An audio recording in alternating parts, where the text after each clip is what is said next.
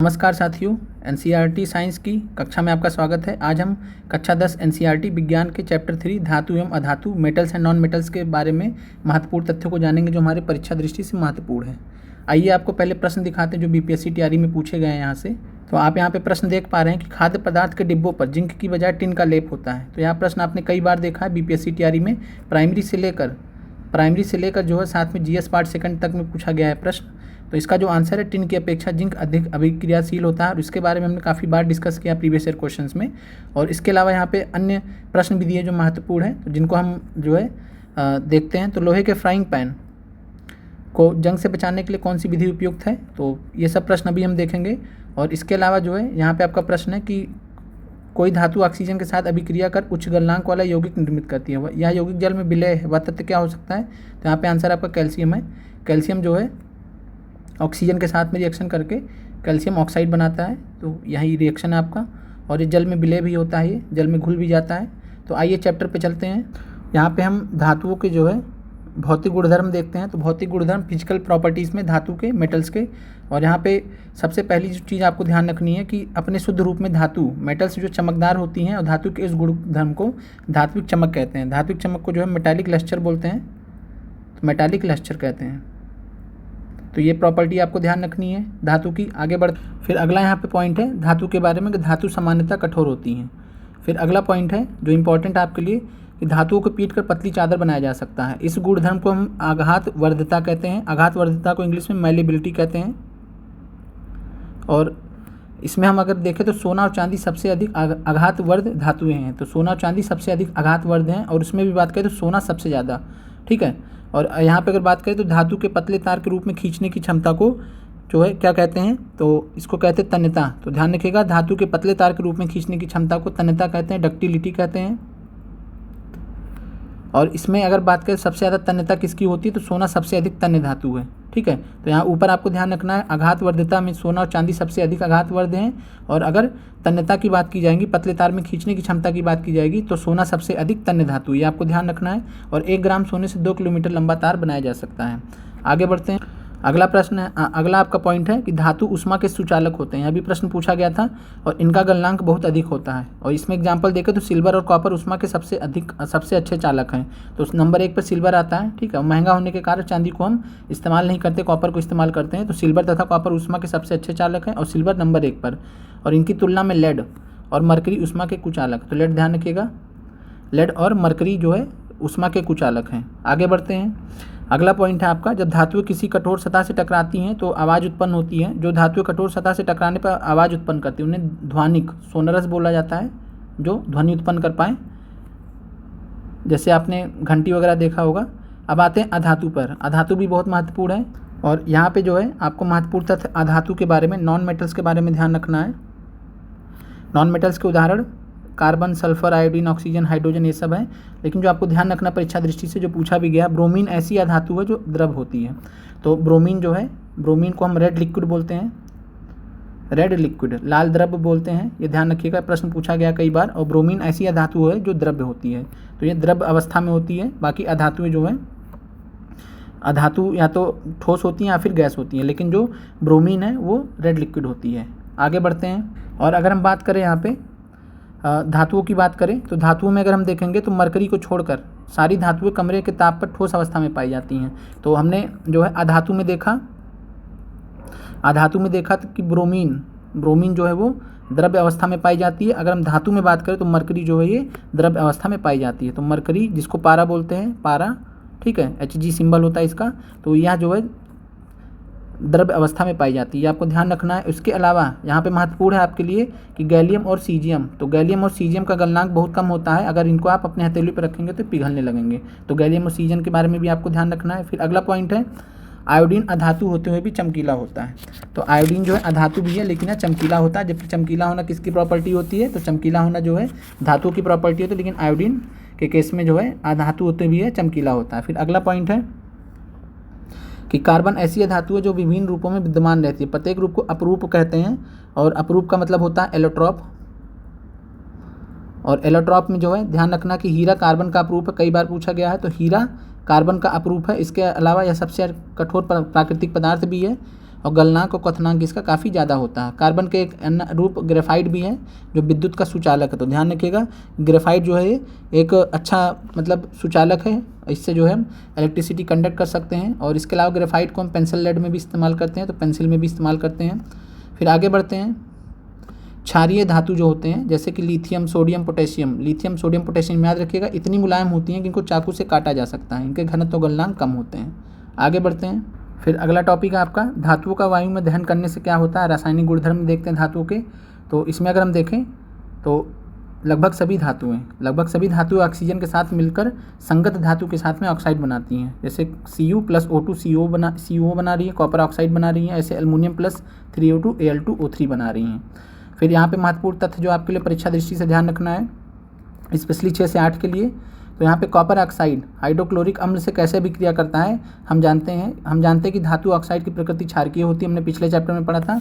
तो धातु ऑक्साइड की जो प्रकृति होती है वो क्षारकीय होती है। अधातु की जो ऑक्साइड होते हैं उनकी प्रकृति अम्लीय होती है। और यहाँ पे लेकिन अगर एल्युमिनियम ऑक्साइड की बात करें और जिंक ऑक्साइड की बात करें तो Al2O3 और ZnO, तो ZnO के बारे में ध्यान रखिएगा और Al2O3 के बारे में ध्यान रखिएगा। एल्युमिनियम ऑक्साइड और जिंक ऑक्साइड कुछ ऐसी धातुएं होती हैं जो अम्लीय और क्षारीय दोनों प्रकार के व्यवहार प्रदर्शित करती हैं। ऐसे धातु ऑक्साइड जो अम्ल और क्षारक दोनों से अभिक्रिया करके लवण तथा जल प्रदान करते हैं उन्हें उभयधर्मी ऑक्साइड कहते हैं। उभयधर्मी को हम एम्फोटेरिक बोलते हैं और एम्फोटेरिक ऑक्साइड। ये प्रश्न पूछा गया था 6 से 8 में, तो आपको ध्यान रखना है। इसका जो लिंक था यहीं से था प्रश्न का। तो आपको ध्यान रखना है कि एल्युमिनियम ऑक्साइड और जिंक ऑक्साइड जो है ये उभयधर्मी ऑक्साइड है, एम्फोटेरिक ऑक्साइड्स हैं। और इनके यहाँ पे रिएक्शंस आपको दिए गए हैं एसिड के साथ में और बेस के साथ में भी। आगे बढ़ते हैं। फिर अगला टॉपिक है यहाँ पे एनोडीकरण। एनोडाइजिंग। एल्युमिनियम पर मोटी ऑक्साइड की परत बनाने की प्रक्रिया होती है, ये ध्यान रखना है। और वायु के संपर्क में आने पर एल्युमिनियम पर ऑक्साइड की पतली परत का निर्माण होता है। एल्युमिनियम ऑक्साइड की परत इसे संक्षारण से बचाती है, तो ये आपको ध्यान रखना है। इसके अलावा एनोडीकरण के लिए एल्युमिनियम की एक साफ वस्तु को एनोड बनाकर तनु सल्फ्यूरिक अम्ल के साथ इसका विद्युत अपघटन किया जाता है। एनोड पर उत्सर्जित ऑक्सीजन गैस एल्युमिनियम के साथ अभिक्रिया करके ऑक्साइड की एक मोटी परत बनाती है। इस ऑक्साइड की परत को आसानी से रंगकर एल्युमिनियम की आकर्षक वस्तु बनाई जा सकती है। आगे बढ़ते हैं। और ये पॉइंट जो आपको 6 से 8 और 9, 10 के लिए याद रखना है। आगे बढ़ते हैं। फिर अगला पॉइंट है यहाँ पे कि धातुएं जब जल के साथ अभिक्रिया करती हैं तो क्या होता है। तो इस केस में देखते हैं कि जल के साथ अभिक्रिया करके धातुएं हाइड्रोजन गैस और धातु ऑक्साइड निर्माण करती हैं। रिएक्शन से देख सकते हैं 2K + 2H2O, तो 2KOH धातु ऑक्साइड हो गया plus H2 hydrogen gas plus उसमें ऊर्जा निकलती इसमें। और जो कैल्शियम के साथ में भी कुछ ऐसा रिएक्शन होता है लेकिन इतनी ज़्यादा इसमें ऊर्जा नहीं निकलती है। आगे बढ़ते हैं। यहाँ पे आपको परीक्षा दृष्टि से महत्वपूर्ण याद रखना एक्वारेजिया। एक्वारेजिया क्या होता है, तो रॉयल जल का लैटिन शब्द है ये, और 3:1 के अनुपात में सांद्र हाइड्रोक्लोरिक अम्ल और सांद्र नाइट्रिक अम्ल का ताज़ा मिश्रण होता है। या गोल्ड को गला सकता है, सोने को गला सकता है, जबकि दोनों में से किसी अम्ल में अकेला क्षमता नहीं होती है। एक्वारेजिया भवकता द्रव होने के साथ प्रबल संक्षारक है, या उन अभिकर्मकों में से एक है जो गोल्ड एवं प्लेटिनम को गलाने में समर्थ होता है। तो आपको ध्यान रखना कि 3:1 में होता है और 3 पार्ट होता है HCl का और 1 पार्ट होता है HNO3 का, तो ये ध्यान रखिएगा।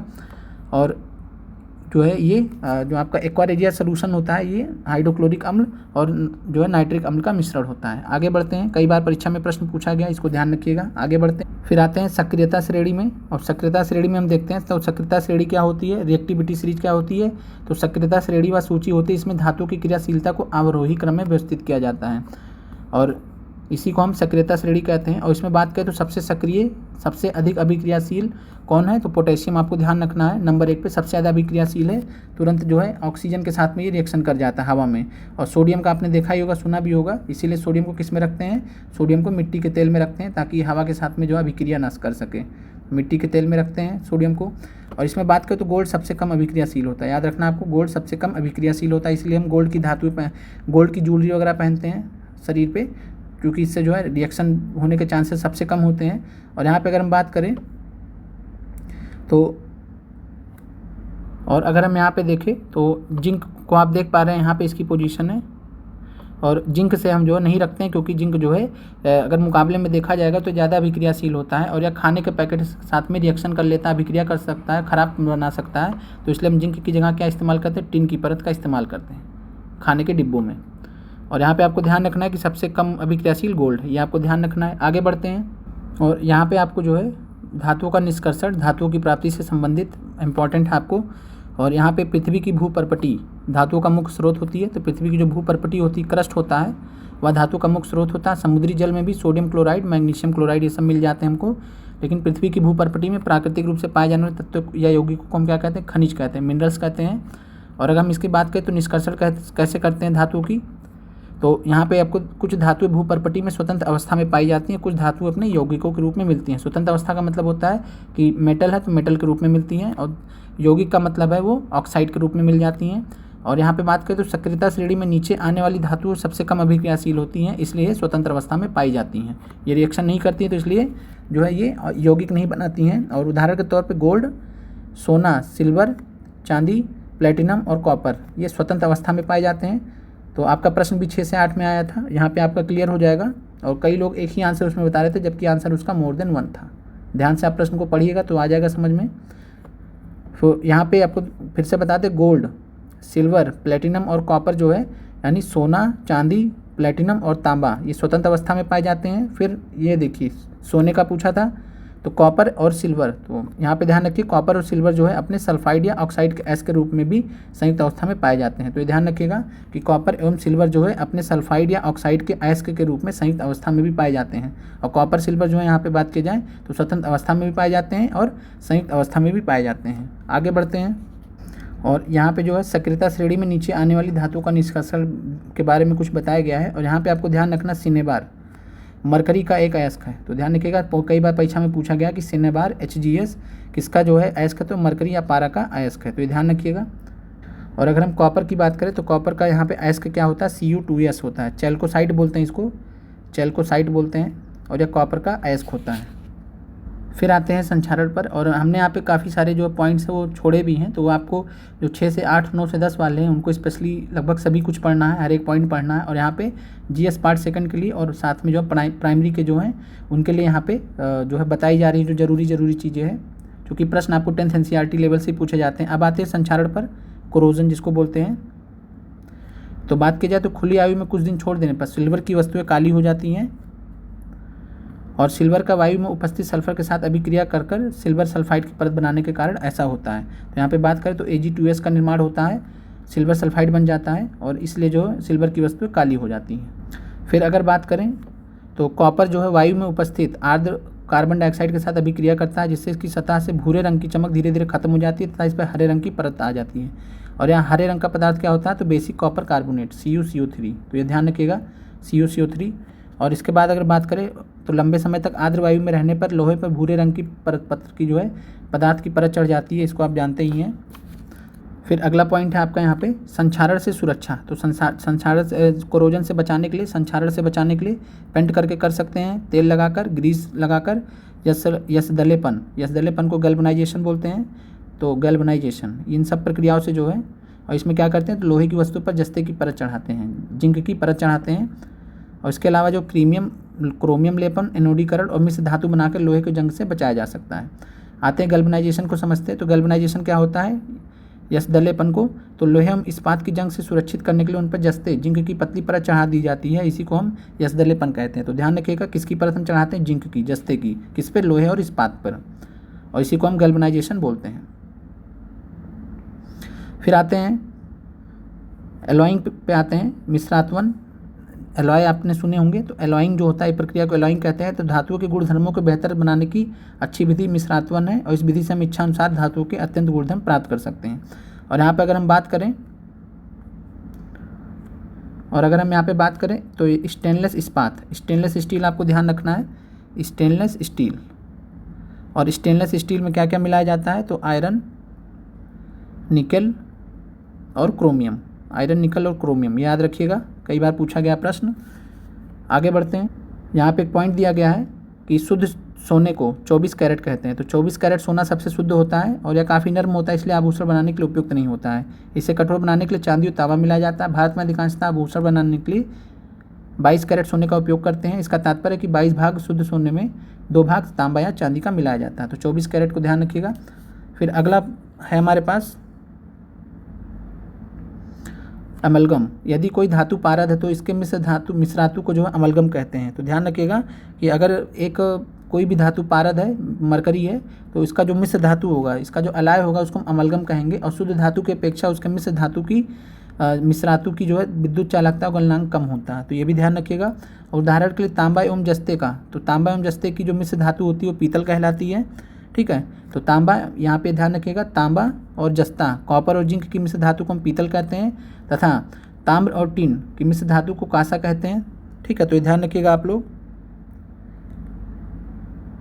और कांसा को क्या कहते हैं, तो कांसा को हम ब्रॉन्ज कहते हैं, और पीतल को हम क्या कहते हैं, तो ब्रास कहते हैं। तो ब्रास की अगर बात करें तो ब्रास में कॉपर और जिंक होता है, और ब्रॉन्ज में क्या होता है, तो कॉपर और टिन, कॉपर और एसएन। आगे बढ़ते हैं। सीसा और टिन जो है, पीबी और एसएन की मिश्र धातु क्या होती है, तो सोल्डर होती है। तो सीसा और टिन किसके होते हैं, तो सोल्डर के होते हैं, ये भी ध्यान रखिएगा। आगे बढ़ते हैं। यहाँ पे दिल्ली स्थित लौह स्तंभ की बात की गई है, तो प्राचीन भारतीय धातुकर्म का चमत्कार। लगभग 1600 वर्ष पूर्व भारत के लौह कर्मियों ने दिल्ली में एक लौह स्तंभ बनाया था। इन्होंने जंग से बचाने के लिए एक विधि विकसित की थी। इस स्तंभ की जंगता से प्रतिरोधकता का अवलोकन विश्व के कई वैज्ञानिक कर चुके हैं। और कहाँ पे स्थित है, तो कुतुब मीनार के निकट में स्थित है, कुतुब मीनार कम्प्लेक्स में स्थित है ये। और ये देख सकते हैं कि कितना भारी है, और ये इतना पुराना, और आज तक इस पर जंग नहीं लगाया गया, इस तरीके से इसको बनाया गया है। फिर आगे बढ़ते हैं, और यहाँ पे आप जो है, आपने क्या सीखा इसको आप पढ़ लीजिएगा। और आगे बढ़े तो यहाँ पे जो प्रश्न है उसको हम सॉल्व कर लेते हैं एक बार। प्रश्न, निम्नलिखित में से कौन सा युगल विस्थापन अभिक्रिया प्रदर्शित करेगा, तो विस्थापन यानी डिस्प्लेसमेंट रिएक्शन, तो आपका आंसर है AgNO3 विलयन और कॉपर ऑक्साइड, कॉपर धातु। तो रिएक्शन होता है AgNO3 प्लस कॉपर, तो ये बना लेता है कॉपर CuNO3 प्लस Ag को अलग कर देता है, क्यों अलग कर देता है, क्योंकि कॉपर जो है Ag से ज़्यादा अभिक्रियाशील है। अभिक्रिया सीरीज में भी हमने देखा था। फिर लोहे के फ्राइंग पैन को जंग से बचाने के लिए क्या करते हैं, तो ग्रीस लगा सकते हैं, पेंट लगा सकते हैं, जिंक की परत चढ़ा सकते हैं। तो आंसर आपका उपयुक्त में से सभी। और तीसरे का आंसर कैल्शियम आपको बता ही दिया गया था, 2 कैल्शियम प्लस ऑक्सीजन, ये आपका कैल्शियम ऑक्साइड। और आखिरी प्रश्न कई बार पूछा गया, तो हमने डिस्कस ही कर लिया है। तो टिन का लेप क्यों होता है डिब्बों पर जिंक की बजाय, क्योंकि टिन की अपेक्षा जिंक अधिक क्रियाशील होता है और ये खाने को ख़राब कर सकता है। तो आपकी चैप्टर समाप्त होता है। अब इसके बाद अगला जो आपका क्लास आएगा वो आएगा कार्बन एंड इट्स कंपाउंड पर, वहाँ पे जो आपके लिए ज़रूरी चीज़ें रहेंगी वो आपको बताया जाएगा। तो मिलते हैं अगले वीडियो में।